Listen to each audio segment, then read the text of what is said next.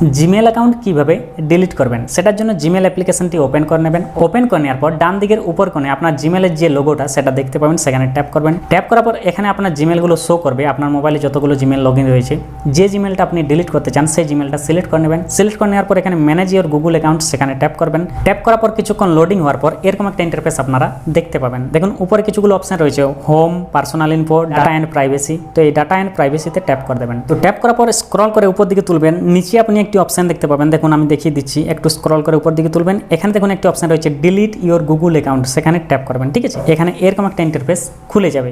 একটু স্ক্রল করে উপর দিকে তুলবেন। এখানে দেখুন দুটো বক্সে আপনাকে টিক মার্ক দিয়ে ভরতে হবে। বাম দিকে দেখুন রয়েছে, ঠিক আছে, এখানে কিন্তু দুটো বক্সে টিক মার্ক দিয়ে দিতে হবে। এবং এখানে দেখুন লেখা আছে যে জিমেলে কিন্তু যা কিছু তথ্য আছে, যা কিছু ডাটা আছে, সব কিছু কিন্তু ডিলিট হয়ে যাবে।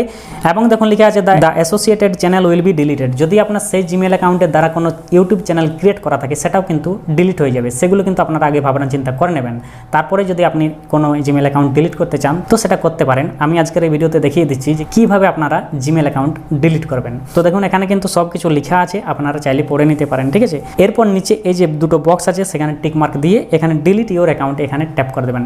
এখানে ট্যাপ করে দিলে কিন্তু আপনার জিমেল অ্যাকাউন্টটা ডিলিট হয়ে যাবে।